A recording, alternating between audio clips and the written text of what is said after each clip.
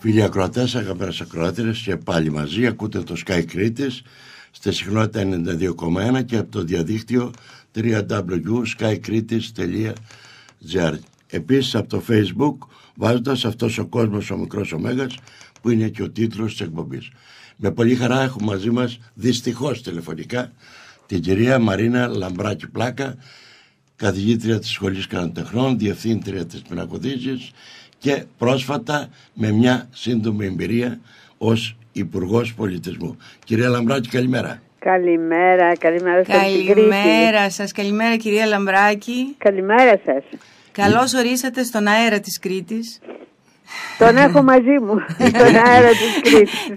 Να σας πω, περίμενα την απάντηση, ξέρω ότι αγαπάτε την Κρήτη.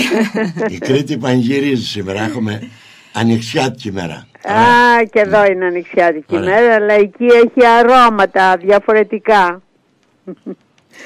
Κυρία Λαμπράκη, να ξεκινήσω με μια πρώτη ερώτηση που δεν αφορά την τέχνη, αφορά την πολιτική. Μάλιστα. Ποια ήταν η εμπειρία σας από το Υπουργείο που πρόσφατα υπηρετήσατε? Ξεκινάω έτσι γιατί να ξεκινήσουμε από τα πιο πεζά και να πάμε στα πιο καλλιτεχνικά, στα πιο ποιητικά. Ήταν μια πάρα πολύ θετική εμπειρία, γιατί όταν πηγαίνεις σε ένα Υπουργείο με ιδέες οι οποίες δεν είναι απαραίτητο να προϋποθέτουν χρήματα, είναι ιδέες που μπορεί κανείς να τις δρομολογήσει και χωρίς χρήματα και που πάρα πολύ καιρό τις είχα στο μυαλό μου και βρήκα πρόθυμα ότα για να τις υλοποιήσουμε. Μπορώ να πω ότι μέσα σε λίγες μέρες κάναμε, με τη βοήθεια των καταπληκτικών υπαλλήλων που έχει το Υπουργείο, γιατί έχει πάρα πολύ καλό προσωπικό και πολύ πρόθυμο και εμπνευσμένο και φτάνει να πυροδοτήσεις τις εμπνεύσεις τους, νομίζω ότι κάναμε αρκετά πράγματα και πρέπει να πω προς τιμή του κ. Μπαλτά ότι όταν τον ενημέρωσα τα δέχτηκε όλα και αυτά συνεχίζονται τώρα, δηλαδή δεν εγκαταλείφθηκαν. Ας ακουστεί και ένας καλός λόγος, διότι με τον Μπαλτά η εικόνα που υπάρχει δεν ήταν τόσο καλή. Να σας πω κάτι, νομίζω ότι επειδή πρόκειται για ένα πολύ ευγενή άνθρωπο, γιατί είχα την ευκαιρία να το γνωρίσω, πάρα πολύ ευγενή άνθρωπο και πολύ πετυχημένο καθηγητή, έχω την εντύπωση ότι παρεξηγήθηκε. Δηλαδή, αν ερμηνεύσει κανείς το λόγο του ότι είναι μια κατάρα το πρωτείο γιατί σε κυνηγάει σε όλη τη ζωή και πρέπει να αποδεικνύεις διαρκώς ότι είσαι πρώτος, αυτό ήθελε να πει ουσιαστικά και νομίζω ότι ξεκινάει από προσωπική εμπειρία, γιατί ο ίδιος ήταν πρώτος μαθητής. Πάντως και οι πολιτικοί πολλές φορές έχουν χάσει το παιχνίδι για μια φράση. Ναι, μια φράση που πολλές φορές στην πολιτική πρέπει να προσέχουμε, και γενικά όλοι οι άνθρωποι που είναι στο δημόσιο βίο και μιλούν πρέπει να προσέχουν πάρα πολύ τι λένε, γιατί δεν έχεις ποτέ τη δυνατότητα να εξηγήσεις ακριβώς τι θέλεις να πεις. Και έτσι μπορεί να παρεξηγηθείς και η παρεξήγηση αυτή να σου κολλήσει και να... Τι μιμουάπ του έχουμε γίνει, κυρία Λαμπράκη, όμως? Έχουμε γίνει πολύ μιμουάπ του. Ναι, για όνομα του Θεού. Ναι. Δυστυχώς έχουμε γίνει πολύ μιμουάπ. Κανείς δεν μπορεί να πει κάτι, κανείς δεν μπορεί να ακούσει κάτι, σωστό. Αλήθεια είναι, έχουμε γίνει, ξέρετε κάτι, ο κόσμος έχει λόγω της κρίσης η οποία μαστίζει τελικά τη χώρα και την απειλεί και την έχει σκοτεινιάσει παρά την ηλιοφάνεια, και ευτυχώς που την έχουμε την ηλιοφάνεια, μας κάνει να παραλογιζόμαστε δυστυχώς πολλές φορές και να δίνουμε έμφαση σε δευτερεύοντα πράγματα. Ακριβώς. Και να μην κοιτούμε την ουσία. Ναι. Ας δούμε λοιπόν οι προτάσεις σας ποιες ακριβώς ήταν που... Κοίτα, θα σας πω 2-3 πράγματα. Πάντα πίστευα ότι το Υπουργείο Πολιτισμού έχει ένα θησαυρό τον οποίο αφήνει ανεκμετάλλευτο. Παραδείγματος χάρη, επειδή εγώ συναλλάσσομαι με ξένα μουσεία, δηλαδή η Εθνική Πινακοθήκη συναλλάσσεται με ξένα μουσεία, ξέρω ότι τα ξένα μουσεία κερδίζουν χρήματα δανείζοντας αχρησιμοποιητά κομμάτια των συλλογών τους σε άλλα μουσεία, όχι δανείζοντας, νοικιάζοντας.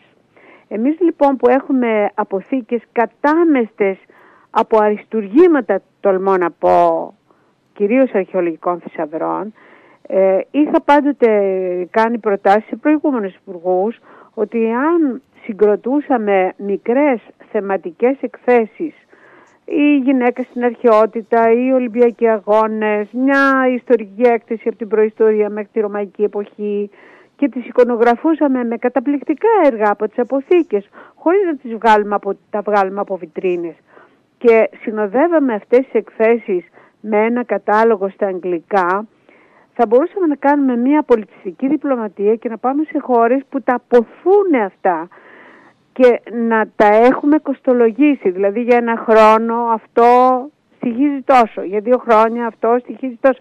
Μιλάμε για δάνεια διαρκείας σε πανεπιστήμια, σε μουσεία, στην Κίνα, στην Ιαπωνία, στην Αυστραλία, στο Χάρβαρτ, σε πανεπιστήμια, τα οποία τα θέλουν πάρα πολύ. Εάν λοιπόν κάναμε μια τέτοια πολιτική, θα μπορούσαμε να έχουμε χρήματα για να συντηρούμε τα μουσεία, όχι για τίποτα άλλο. Και μάλιστα έβαλα τις νομικές υπηρεσίες να φτιάξουν μια ειδική, ας πούμε, νομοθεσία, ώστε να δημιουργηθεί ένα ταμείο που τα λεφτά αυτά να πηγαίνουν στο συγκεκριμένο ταμείο και να μην μπορεί να τα χρησιμοποιήσει κανείς παρά μόνο για τη βελτίωση των υποδομών και της λειτουργίας των μουσείων. Αυτό λοιπόν αμέσως κάλεσα προσωπικό και καταρτήσαμε 5 θεματικές εκθέσεις, οι οποίες αυτή τη στιγμή δουλεύονται με αυτό το σκοπό. Δηλαδή για να μπορούμε να κάνουμε περιοδεύουσες ενοικιαζόμενες εκθέσεις. Αυτό ήταν ένα πράγμα που δεν απαιτούσε ούτε χρήματα ούτε τίποτα, μόνο καλή διάθεση. Τη βρήκα αυτή την καλή διάθεση. Δόξα τω Θεώ, έχουμε εξαιρετικούς αρχαιολόγους για να συγκροτήσουν τη συλλογή και να γράψουν κείμενα, και η Μαρία Λαγογιάννη, ας πούμε, είναι επικεφαλής της ομάδας, η διευθύντρια του Εθνικού Αρχαιολογικού Μουσείου, και ξεκίνησε να γίνεται αυτό. Ήδη, ας πούμε, έχουν πει ότι 2 εκθέσεις είναι κιόλας έτοιμες. Καταλάβετε ότι μπορεί κανείς να κάνει πράγματα χωρίς να κάτι είναι... Άλλο, αλλά αντίθετα άλλο πράγμα ήταν ότι εμένα με ενοχλεί αφάνταστα η εγκατάλειψη των Ολυμπιακών εγκαταστάσεων. Κάναμε λοιπόν μια επίσκεψη στο Ολυμπιακό στάδιο και είδαμε τον διευθυντή εκεί των εγκαταστάσεων, που είναι ο Νίκος Κιάος, ο παλιός δημοσιογράφος, και συμφωνήσαμε μαζί, πρώτον, να πάψει να λέγεται ΟΑΚΑ, να ονομαστεί Ολυμπιακό Πάρκο όλο αυτό. Δεύτερον, να το περάσουμε στο Συμβούλιο Νεωτέρων Μνημείων και να το ανακηρύξουμε εθνικό μνημείο, ώστε να μην πάει κάποιος, ας πούμε, και στήσει μια παράγκα μέσα και το χαλάσει. Τρίτον, να έρθουμε σε επαφή με διεθνείς μάνατζερ να αναλάβουν, να φέρνουν διάφορες εκδηλώσεις εκεί, γιατί είναι ένα καταπληκτικό έργο συνδεδεμένο με ένα πολύ μεγάλο αρχιτέκτονα, τον Καλατράβα, ο οποίος είναι διεθνής βεντέτα αυτή τη στιγμή.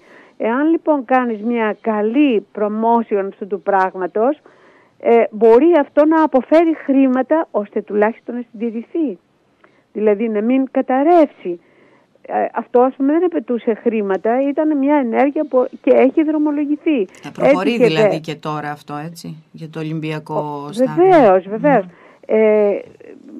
Το υιοθέτησαν με πάρα πολύ αγάπη και ήδη ετοιμάζεται να περάσει, ας πούμε, από το Κεντρικό Συμβούλιο Νεωτέρων Μνημείων αυτή η απόφαση, ώστε να ξεκινήσει αυτή η δράση.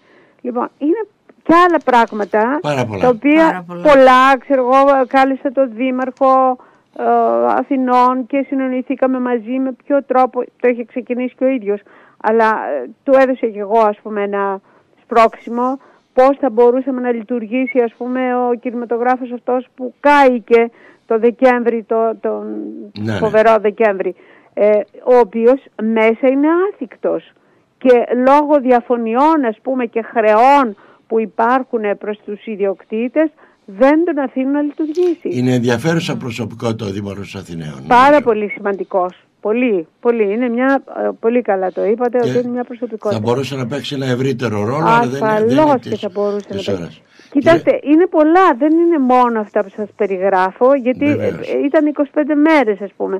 Αν σκεφτείτε ότι καλά δεν προλαβαίνεις να ενημερωθείς, είναι αρκετά πράγματα αυτά που γίνανε εκεί. Προσπάθησα, ας πούμε, να δω, να προωθήσω μια πολύ σημαντική ιδέα, ότι παραχωρούμε, παραδείγματος χάρη τώρα με το ΤΑΙΠΕΔ, αεροδρόμια, ξέρω εγώ, διάφορα εκτάσεις που θα γίνουν εγκαταστάσεις, και δεν βάζουμε έναν όρο ότι απαραίτητος πρέπει να προηγηθεί να γίνει ένας διεθνής αρχιτεκτονικός διαγωνισμός. Κύριε Λαμπράκη, στην καριέρα σου μέχρι τώρα έχεις κάνει πράξη αυτό το σύνθημα του Μάη του 1968. Αγαπάς την ουτοπία επειδή είσαι ρεαλίστρια. Ακριβώς. Αυτό ακριβώς.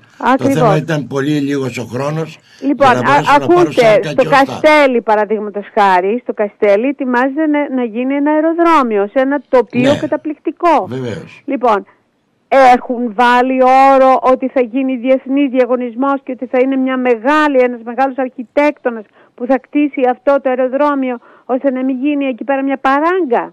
Διότι ξέρετε, ο άλλος που έρχεται, ας πούμε, να χτυπήσει αυτό το διαγωνισμό και να τον πάρει, θέλει να κερδίσει. Άρα τι θα βάλει εκεί? Ένα προκάτ, όπως είναι προκάτ το αεροδρόμιο του Ελευθερίου Βενιζέλου. Διότι είναι προκάτ, δεν είναι έργο αρχιτεκτόνων. Λοιπόν, θα πάθουμε το ίδιο και εκεί. Και θα καταστρέψουμε ένα τοπίο καταπληκτικό, άρα πρέπει οι Κρήτες να ξεσηκωθούν και να διεκδικήσουν ένα καλύτερο μέλλον, ας πούμε, αισθητικό για τον τόπο τους. Κύριε να μην τον χαλάσουν. Ναι. Θα σώσει η ομορφιά τον κόσμο? Κοίταξε, η ομορφιά. Όπως είπε πρώτο ο Σίλερ και ο Ντοστογεύσκη. Κοίτα, τι μας σώζει εμάς εδώ στην Ελλάδα αυτή τη στιγμή? Η ομορφιά μας σώζει, αλλιώς θα είχαμε αυτοκτονήσει όλοι.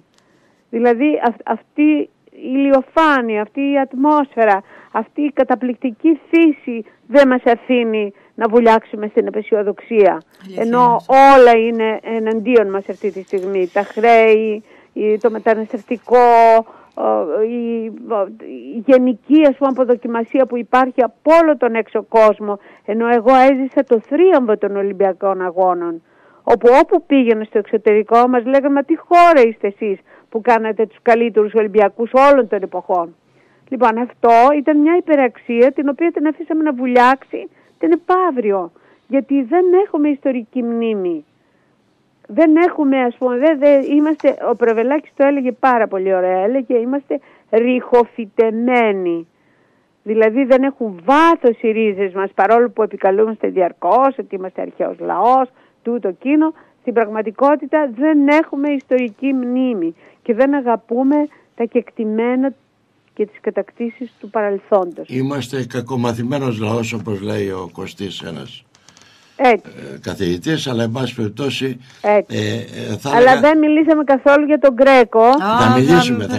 Λοιπόν, δεν ξέρω αν έχετε καιρό. Ναι, γιατί ο Γκρέκο και πάρα πολλά, αλλά θέλω να μιλήσουμε για πράγματα, γιατί ακριβώς πόσο σημαντικό ρόλο, και αυτό θέλω που τονίζετε τώρα, μπορεί να παίξει στη ζωή μας η τέχνη σε κρίσιμες στιγμές, σε δύσκολες ώρες. Βέβαια. Να δώσει την πραγματική ελπίδα και να μας βοηθήσει αυτό το απλό, να συνειδητοποιήσουμε ποιοι είμαστε τελικά και πώς νοηματοδοτείται η ζωή. Οι δημιουργοί μπορούν να μας βοηθήσουν να αποκτήσουμε νόημα ζωής, δεν είναι? Φυσικά. Δηλαδή η τέχνη σε βοηθάει, σου δίνει πρόσθετα μάτια, πρόσθετες αισθήσεις, να απολαύσεις τον κόσμο γύρω σου. Και αυτό είναι πάρα πολύ σημαντικό, διότι ο κόσμος γύρω σου ξεκινάει από το μικρό κόσμο στον οποίο ζούμε μες στο σπίτι μας και εκτείνεται στη γειτονιά μας και στη φύση ολόκληρη. Και αν, ας πούμε, είμαστε εκπαιδευμένοι, δεν θα είχε ούτε η Αθήνα ούτε οι επαρχιακές πόλεις αυτό το χάλι, διότι θα μας ενοχλούσε η ασκήμια. ενώ τελικά δεν μας ενοχλεί η ασκήμια. Ναι, δεν τη βλέπουμε πιθανόν και δεν τη βλέπουμε πια. Ακριβώς δεν τη βλέπουμε. Και όταν δεν βλέπεις το θηρίο, είσαι ο ίδιος θηρίο. Ακριβώς, είσαι στο στόμα του, έτσι είναι, ακριβώς. Έτσι λοιπόν. Ας έρθουμε λοιπόν τώρα στον Γκρέκο που τόσο αγαπάς και τόσο θα κατέβω στην Κρήτη. Ναι.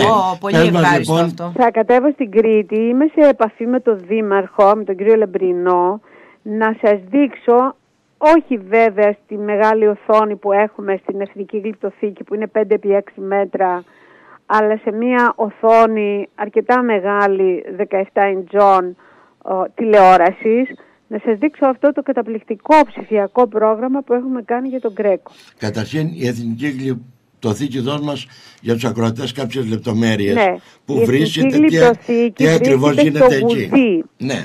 Το ιστορικό γουδί που είναι συνδεδεμένο με μεγάλες στιγμές όπως είναι η Επανάσταση του 1909 και με κακές στιγμές όπως είναι οι εκτελέσεις του μετά την καταστροφή του 1922.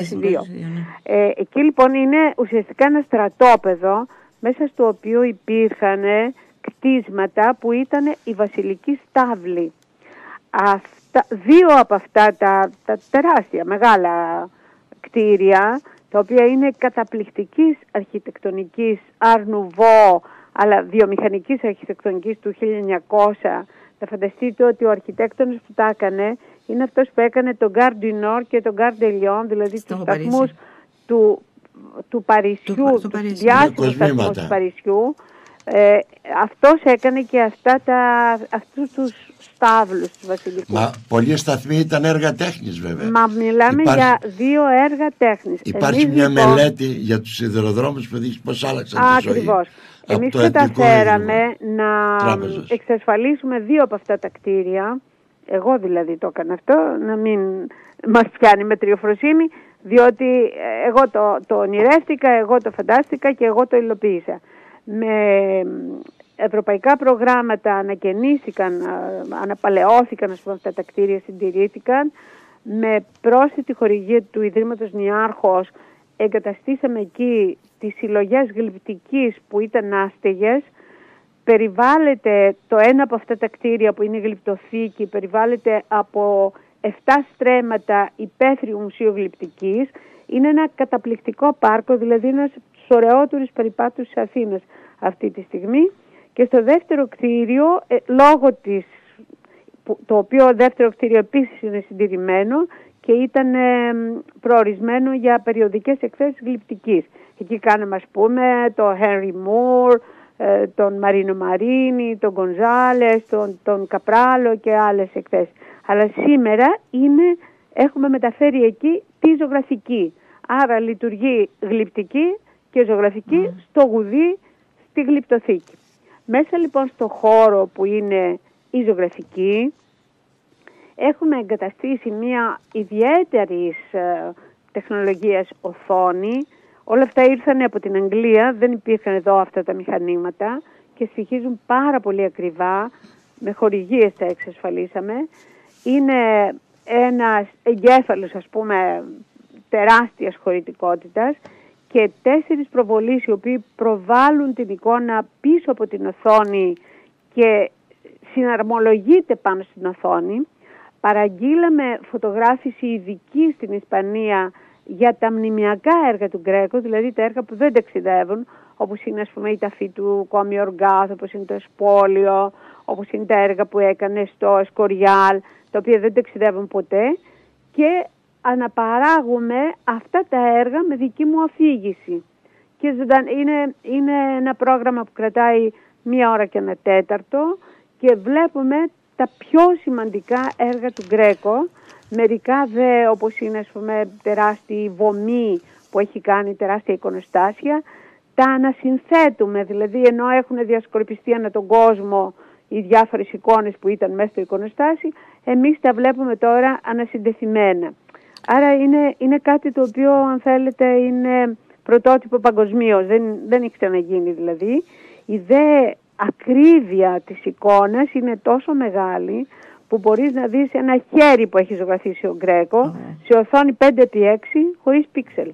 Καθόλου. Κυρία Λαμπράκη, πότε γίνονται αυτές οι ξεναγήσεις για τους ακροατές μας? Λοιπόν, εγώ παραδείγματος καταρχήν είναι Τώρα το έχουμε κάνει κάθε Σάββατο στις 12 το μεσημέρι και στις 2. Αρχίζει δηλαδή ένα πρόγραμμα στις 12 και ένα στις 2.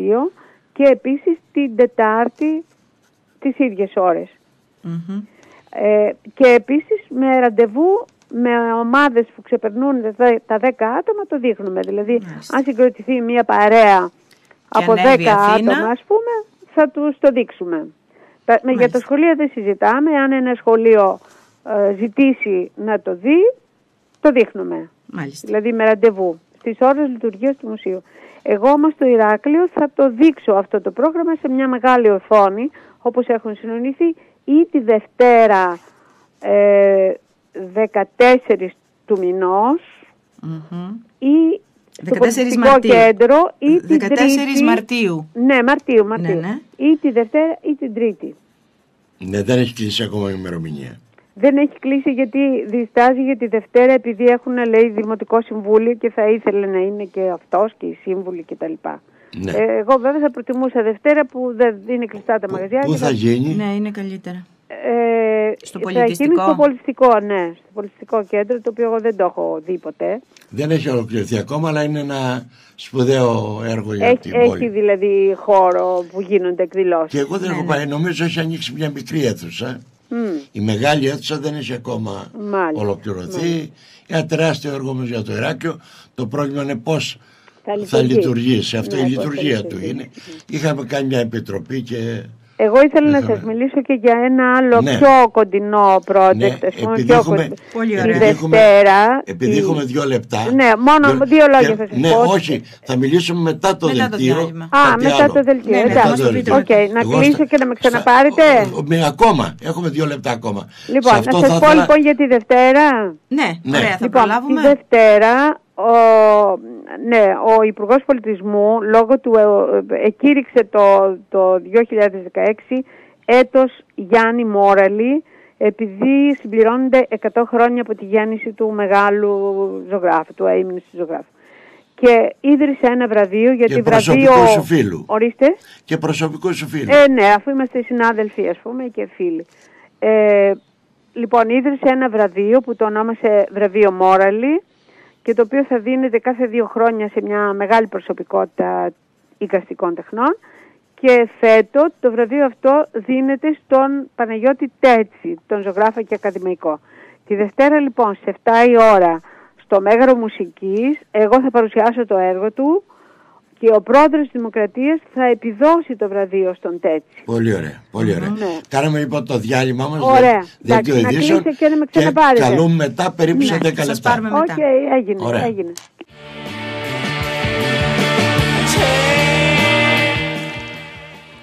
Και πάλι μαζί φίλοι ακροατές, υπενθυμίζω ακούτε το Sky Κρήτης, μπορείτε και από άλλα μέρη της Ελλάδος να ακούσετε βάζοντας skykritis.gr. Καλεσμένη σήμερα στην εκπομπή, δυστυχώς τηλεφωνικά, είναι η κυρία Μαρίνα Λαμπράκη Πλάκα, με την οποία προηγουμένως μιλήσαμε για την εμπειρία της. Ήταν πάρα πολύ σημαντικά αυτό που μας είπε από το Υπουργείο Πολιτισμού, και επίσης για την πρωτοβουλία όπου στο Γουδί υπάρχει ένα ειδικό πρόγραμμα όπου μπορούν να ενημερωθούν Τετάρτη και Σάββατο γίνεται και ξανά για τα έργα του Γκρέκο. Κυρία Λαμπράκη, μας ακούτε? Βεβαίως. Κυρία Λαμπράκη, πήραμε τηλεφωνήματα στο διάλειμμα από ακροατές μας και ρωτάνε για το ημερολόγιο που έχει εκδώσει η Πινακοθήκη, από πού μπορούν να το προμηθευτούν. Λοιπόν, κοιτάξτε, εάν κάποιο βιβλιοπωλείο του Ηρακλείου ενδιαφερθεί, μπορεί να μας γράψει και να το στείλουμε. Ναι. Δηλαδή το ημερολόγιο είναι πραγματικά, γιατί τα ημερολόγια μας είναι συλλεκτικά. Πέρυσι ας πούμε ήταν Γκρέκο και έκανε θράψη, πραγματικά ήταν υπέροχο. Φέτο, γιατί χρησιμοποιήσαμε αυτό το καταπληκτικό υλικό που είχαμε παραγγείλει για το ψηφιακό πρόγραμμα, και έτσι οι εικόνες ήταν απίστευτες. Φέτο έχουμε, το θέμα μας είναι μητέρες και παιδιά στην ελληνική τέχνη. Έχω γράψει ένα πολύ μεγάλο κείμενο εισαγωγικό μπροστά, και μπορούν να το προμηθευτούν στον Ιαννό, στο Μουσείο Μπενάκη. Μόνο από Αθήνα δηλαδή. Στην Αθήνα, ναι, γιατί ξέρετε, αυτό πρέπει να δείξουν ενδιαφέρον. Αν θέλουν μπορούν να παραγγείλουν σε ένα βιβλιοπωλείο τοπικό να τους το φέρουν. Ναι, γιατί αυτά είναι συλλεκτικά, δηλαδή δεν είναι να πεις ότι πέρασε ο καιρός και άρα δεν πρέπει να πάρουμε πια ημερολόγιο. Αυτά τα κρατάνε περισσότερο παρά τα χρησιμοποιούν, γιατί έχουν υπέροχες εικόνες. Θα ήθελα να μπορούσα να διαστήλω το χρόνο, γιατί πραγματικά είναι μεστός όταν μιλάμε μαζί για αυτά τα πράγματα στα οποία είσαι αφιερωμένη, αλλά δυστυχώς είναι ελάχιστος ο χρόνος που έχουμε. Θα ήθελα, με αφορμή το τελευταίο που μας είπατε για το βραβείο Μόραλη, το έτος Μόραλη. Καταρχήν εμείς δηλαδή η Πινακοθήκη έχει εκδώσει ένα πολυτελέστατο λεύκομα, το οποίο είναι πανώδετο, πάρα πολύ όμορφο, με χρυσοτυπία, μέσα στο οποίο υπάρχει ένα βιβλίο δικό μου για το Μόραλη, ένα μικρό βιβλίο, και υπάρχουν και 12 μεγάλα έργα, δηλαδή τυπωμένα έτσι ώστε να μπορεί κανείς να τα πάρει και να τα κορνιζώσει. Είναι εξαιρετικά ωραίο αυτό το λεύκομα. Το ερώτημα μου λοιπόν είναι το εξής. Ναι. Όλοι οι περισσότεροι ξέρουν ότι για την αρχαία Ελλάδα, για τις ρίζες, για όλα αυτά τα πράγματα. Πόσο σημαντικούς καλλιτέχνες σύγχρονους έχουμε, επειδή ξέρω ότι έχεις ασχοληθεί ειδικά για τη νέα ελληνική τέχνη. Έχουμε πάρα πολύ σημαντικούς καλλιτέχνες. Δηλαδή εγώ πιστεύω ένας καλλιτέχνης σαν το Μόραλη, με τόσο ιδιαίτερο ας πούμε ύφος και μάλιστα με άρωμα αρχαιότητος, διότι τα μεγάλα έργα του, αυτά τα επιτύμβια, είναι εμπνευσμένα από τις αρχαίες στήλες και έχουν αυτό το μακάριο πένθος που έλεγε ο Σκελιανός, χρησιμοποίησε αυτή την έκφραση για να περιγράψει το αίσθημα που αποπνέει η Ζωφόρος του Παρθενώνα. Είναι αυτή τη χαρμολύπη που λένε, ας πούμε, γιατί όταν μιλάνε για βυζαντινή τέχνη και τα λοιπά. Δακρυό εγγελά σας, Ναι. Είναι καταπληκτικός ζωγράφος, δηλαδή είναι ζωγράφος με βάθος, με ανθρώπινο βάθος και με πάρα πολύ ευρηματική και πρωτόγνωρη τέχνη. Και δεν είναι μόνο αυτό, ο Τέτσης, ας πούμε, για τον οποίο μιλάμε, έχει δώσει εικόνες της Ελλάδας που δεν έχουν ποτέ, δηλαδή η Ελλάδα που μας προτείνει ο Τέτσης είναι μια Ελλάδα άλλη, βαθύτερη, ζωντανότερη, μέσα από την οποία ξανασυναντάς την Ελλάδα με άλλα μάτια. Και μιλάμε για πολλοί. Οι μαθητές του Τέτση, οι οποίοι είναι καταπληκτικοί, ο Ρόρης που έχει έκθεση αυτές τις μέρες, ο Δασκαλάκης, ο Μποκόρος, έχουμε τρομερούς ζωγράφους και μεγάλες βέβαια διεθνείς προσωπικότητες όπως είναι ο Κουνέλης, όπως είναι ο Τάκης, όπως είναι η Χρύσα, αλλά και παλιότεροι ζωγράφοι. Ο Παρθένης, παραδείγματος χάρη, είναι μια μοναδική φυσιογνωμία. Δεν υπάρχει στον κόσμο πιο πνευματική ζωγραφική από του Παρθένη. Λοιπόν, απλούστατα δεν κάνουμε τίποτα για να τους αναδείξουμε. Και εγώ, το πέρασμά μου δηλαδή από το Υπουργείο, φυσικά αυτό το προσπαθώ χρόνια, αλλά ξέρετε όταν αποκτάς έστω και για λίγο εξουσία, ακούγεται πιο πολύ ο λόγος. Τους έλεγα, δεν πρέπει να δίνεται ουδεμία αρχαιολογική έκθεση χωρίς ανταλλάγματα. Και το αντάλλαγμα θα ήταν μαζί με τα αρχαία που ταξιδεύουν στο εξωτερικό να ταξιδεύει πάντοτε και μια έκθεση σύγχρονης ελληνικής τέχνης, νεότερης ελληνικής τέχνης, ώστε να καταλάβουν ότι δεν είμαστε μόνο αρχαίοι, δεν είμαστε μόνο βυζαντινοί, αλλά είμαστε παρόντες στη δημιουργία και σήμερα. Είναι πολύ σημαντικό αυτό. Θα μου πεις τώρα γιατί πρέπει έτσι να βγει η ελληνική τέχνη έξω. Γιατί αλλιώς δεν μας θέλουνε. Λυπάμαι που το λέω αυτό. Μπορείτε να μας το πείτε λίγο έτσι πιο καθαρά, το δεν μας θέλουν. Κοιτάξτε να δείτε, σήμερα όλα τα μουσεία αποβλέπουν στο κέρδος. Μάλιστα. Δηλαδή θέλουν να κάνουν εκθέσεις οι οποίες θα έχουν ουρές, οι οποίες θα έχουν πολύ μεγάλη ζήτηση. Εάν δει κανείς τους καταλόγους των εκθέσεων, δηλαδή τι εκθέσεις φιλοξενούν τα μεγάλα ξένα μουσεία, θα δει ότι φιλοξενούν διαρκώς βεντέτες, είτε του παρελθόντος, είτε του πρόσφατου είτε του παρόντος. Παραδείγματος χάρη, ο Ρέμπραντ, Βελάσκες, που είναι δεδομένο ότι θα τους φέρουν κέρδη. Γιατί αυτά είναι κράχτες, θα φέρουν κοινό. Κέρδη. Εάν πάω το Μόραλι που δεν το ξέρει κανείς, δεν θα πάει ουρά να δει το Μόραλι. Άρα πώς εγώ θα βγάλω το Μόραλι έξω? Μόνο πλάι σε μια έκθεση που θα κάνει ουρές, που είναι τα αρχαία μας, και που πλάι σε αυτήν με το ίδιο εισιτήριο θα δούνε και τους νεότερους. Και έτσι θα γίνουν γνωστοί αυτό. Και έτσι θα γίνουν σιγά σιγά γνωστοί, καταλάβατε. Αλλιώς δεν πρόκειται να βγούμε στο εξωτερικό, διότι υπάρχει αυτό το πράγμα. Δηλαδή είναι σαν να μου λες εμένα, υπάρχει ένας καταπληκτικός ζωγράφος στην Αλβανία, θα κάνει ουρές. Δεν θα κάνει ουρές αν τον δείξω, γιατί δεν θα τον ξέρει κανείς. Γι' αυτό τα μουσεία πέφτουν σε αυτή την παγίδα της ανακύκλωσης. Δηλαδή διαρκώς δείχνουν τα ίδια πράγματα, γνωστές βεντέτες, τα κλείνουν έτσι, τα ζευγαρώνουν αλλιώς. Επειδή το έχουν δείξει μια φορά το Σεζάν, θα τον βάλουν τώρα με τον Πισαρό, θα τον βάλουν με τον Μονέ, θα βάλουν Μονέ και δεν ξέρω τι και το φως του Νότου. Δηλαδή διαρκώς πρέπει να είναι ως μαγιά ένα πιασάρικο όνομα. Δεν εμπορευματοποιείται η τέχνη με αυτόν τον τρόπο. Βεβαίως και υπάρχει τίποτα στο δυτικό κόσμο που δεν είναι εμπορευματοποιημένο. Συναλλαγή οικονομική. Είναι όλα εμπορευματοποιημένα και το θέμα είναι βέβαια ο καλλιτέχνης που αντιστέκεται να μην αφήσει και ο ίδιος η τέχνη του να εμπορευματοποιηθεί. Υπάρχει βέβαια και η άλλη πλευρά που ο Ομπέρτο Έκο που έφυγε τελευταία προσπαθεί να αναδείξει ότι δεν είναι αναγκαστικά υποτίμηση της τέχνης αν σε ένα CD ακούμε Μπετόβεν και δεν τον ακούμε σε μια αίθουσα συναυλιών. Δηλαδή, όχι, καθόλου δεν είναι. Δηλαδή, ίσα-ίσα πόσο δημιουργικά μπορούμε να αξιοποιήσουμε τα μέσα ενημέρωσης σήμερα. Ακριβώς.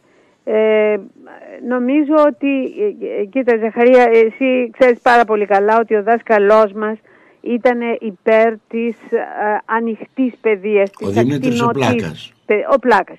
Θυμάσαι πόσες δάνειζε βιβλία από τη βιβλιοθήκη του. Λοιπόν, φανταστείτε τώρα να ζούσε και να ήταν ενεργός δάσκαλος ένας Πλάκας σήμερα, ο οποίος έλεγε, ας πούμε, δεν θέλω να είσαι πρώτος, θέλω να είσαι ο εαυτός σου. Και για να είσαι ο εαυτός σου πρέπει να φτιάξεις την παιδεία σου μόνος σου. Εγώ σου δίνω ερεθίσματα. Γένιο ίος ή. Μπράβο, γένιος ίος ή. Δεν με ενδιαφέρει, ας πούμε, να πρωτεύσεις διαβάζοντας τα βιβλία του σχολείου. Θέλω εσύ να επιλέξεις τα διαβάσματά σου και να κάνεις την προσωπική σου περιουσία, την προσωπική σου παιδεία. Αυτό το διαδίκτυο σήμερα στο επιτρέπει. Δηλαδή, εγώ τρελαίνομαι, ας πούμε, όταν αρχίζω και παρασύρουμε να ταξιδεύω και να ανοίγω, ας πούμε, το μουσείο τάδε και να βλέπω τα αριστουργήματα που έχει και να βλέπω το Google Art Project, ας πούμε, το οποίο σου δείχνει φοβερές λεπτομέρειες, διότι έχουν κάνει φοβερή φωτογράφηση και μπορείς, ας πούμε, να ταξιδεύεις μέσα στα καλύτερα έργα των ξένων μουσείων, ή θέλεις μια πληροφορία, ας πούμε, τρέχαμε σε λεξικά να βρούμε. Τώρα χτυπάς στο Google και σου δίνει αμέσως την πληροφορία που θες. Βέβαια πάντα πρέπει να την ελέγχεις, γιατί δεν είναι πάντα σωστές πληροφορίες. Ναι, βέβαια, αλλά σου ανοίγει ορίζοντες απίθμενους. Και εμείς καθόμαστε, ας πούμε, και σχολιάμαστε με το Facebook και τι λέει ο γείτονας και τι λέει η γειτόνισσα. Ενώ σου ανοίγει τεράστιους ορίζοντες αυτό το σύγχρονο τεχνολογικό επίτευγμα, ας πούμε. Τις επικοινωνίες, ότι θέλω να σου στείλω ένα μήνυμα και έπρεπε να φτάσει μετά 5 μέρες και τώρα, ας πούμε, σε 1 λεπτό το έχεις πάρει. Δηλαδή ζούμε σε μια εποχή φανταστική που πρέπει να την εκμεταλλεύεται κανείς, πρέπει να τριγάει αυτά που του δίνει, τα αγαθά που του δίνει, αλλά και να προσέχει πάρα πολύ, γιατί είναι και γεμάτο παγίδες, βέβαια, ιδιαίτερα για τους νέους, όπως ξέρετε. Και γενικότερα νομίζω και η επιστήμη και η τεχνολογία δημιουργούν κινδύνους, αλλά βελτιώνουν τη ζωή μας. Ακριβώς. Έτσι έχει προχωρήσει ο άνθρωπος από τα πρώτα στάδια μέχρι σήμερα. Ακριβώς. Με το φόβο, με την προσοχή. Ακριβώς όσο μεγαλύτερη είναι η δύναμή του, τόσο και περισσότερο πρέπει να είναι η προσοχή του, νομίζω. Έτσι, πολύ γιατί σωστά, πέρα από αυτά τα θέματα μπαίνουν και θέματα βιοειθικής και άλλα θέματα. Βεβαίως. Άλλωστε η έκθεση, κυρία Λαμπράκη, που έχετε κάνει είναι ακριβώς αυτό. Είναι μια εκμετάλλευση της τεχνολογίας αυτή η θαυμάσια παρουσίαση στην βιβλιοθήκη. Σας βεβαιώνω είναι ότι εγώ έχω πάει στο Τολέδο 6 φορές τουλάχιστον. Λοιπόν, ουδέποτε είδα αυτά τα έργα έτσι. Θα σας πω μόνο ένα πράγμα, μια προσωπική εμπειρία. Όταν έφτασε η εικόνα, η επεξεργασμένη αυτή η εικόνα του εσπόλιο, του διαμερισμού, με αυτό, του Χριστού με τον κόκκινο μανδύα, αυτό το καταπληκτικό έργο, στο κάτω μέρος είναι οι 3 Μαρίες.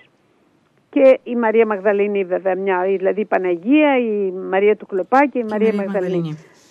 Όταν άνοιξα, ας πούμε, και γέμισε η οθόνη με το κεφάλι της Μαγδαληνής, με αυτά τα ξανθά μαλλιά, τα ατιμέλητα, με αυτό το φοβερό μπράτσο, το βραχίωνά της που τρίζει από νεότητα, το χέρι της, το αυρό που ακουμπάει πάνω στην Παναγία και αυτό το μαλλί της που είχε μια πλεξούδα μέσα στην οποία ο Γκρέκο είχε βάλει ένα βελουδένιο πράσινο κορδελάκι.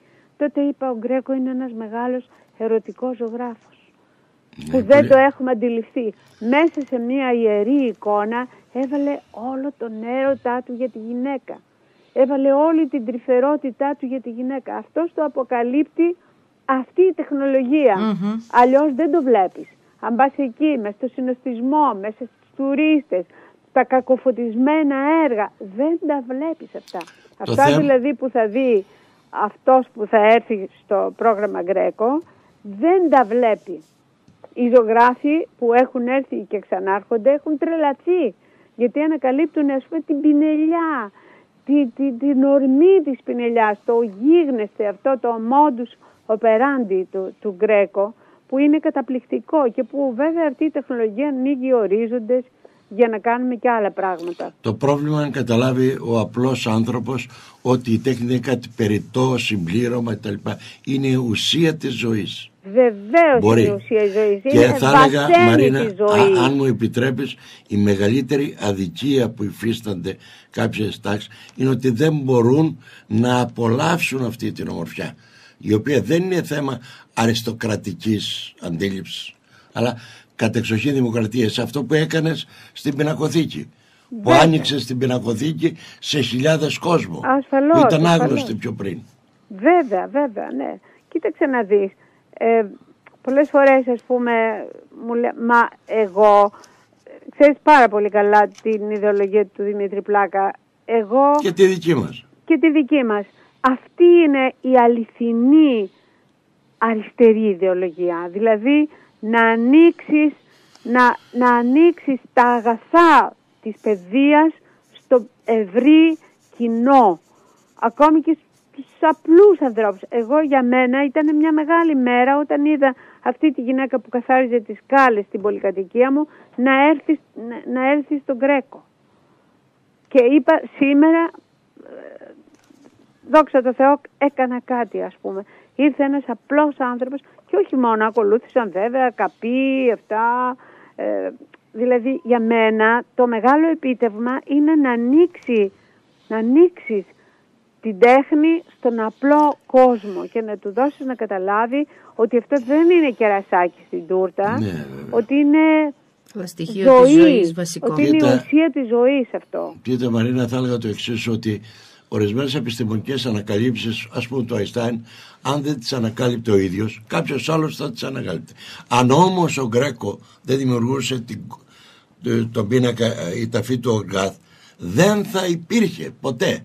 Δηλαδή ο δημιουργός είναι μοναδικός. Νομίζω ότι κάνεις μια σύγκριση σε μη συγκρίσιμα πράγματα. Δηλαδή, όχι, δεν συγκρίνω. Εγώ να σου πω την αλήθεια, θα ήθελα να ζήσω και άλλα χρόνια από αυτά που μου μέλεται να ζήσω, για να δω και άλλες επιστημονικές ανακαλύψεις. Δηλαδή αυτό που συμβαίνει, ας πούμε, με τις ανακαλύψεις που κάνω στο σύμπαν, εμένα με συναρπάζει όσο με συναρπάζει και η ταφή του Οργάθ. Θέλω να πω ότι και εκεί σου ανοίγεται ένας κόσμος προφανώς, ηλικιώδης, που δεν τον έχεις φανταστεί. Αλλά ο δημιουργός θα σας πω μόνο ένα πράγμα για να τελειώσουμε με αυτό. Γιατί κλείνουμε, ναι. Ναι, υποθέτω ότι μπορεί να πω κάτι που το ξέρετε, αλλά επειδή τελευταία είχα παρουσιάσει ένα βιβλίο για τον Νανόπουλο, το μεγάλο φυσικό, ναι. Ο Νανόπουλος λέει, φανταστείτε τη γη καλυμμένη με άμμο, όλη την επιφάνεια της γης, απ' άκρου σ' άκρου. Τα αστέρια που υπάρχουν στον ουράνιο θόλο είναι περισσότερα από τους κόκκους άμμου που θα κάλυπταν όλη την επιφάνεια της γης. Φανταστείτε δηλαδή τι είμαστε μέσα σε αυτό το σύμπαν. Βεβαίως, είναι τεράστια ούτε κόκκος άμμου δεν είναι. Ούτε ένας κόκκος άμμου. Αυτό πρέπει να μας κάνει αληθινά σόφρονες και ταπεινούς. Λοιπόν, επειδή δυστυχώς πρέπει να τελειώσουμε, καταρχήν σε ευχαριστούμε εγώ και για τη συζήτηση πάρα πολύ. Και για όσα κάνεις. Και χαιρετίζω την Κρήτη, ναι, που ούτως ή άλλως την κουβαλώ μέσα μου. Καλή αντάμωση λοιπόν. Καλή αντάμωση στα μέσα του άλλου μηνός. Γεια και χαρά. Γεια σας κύριε Λαντάκη.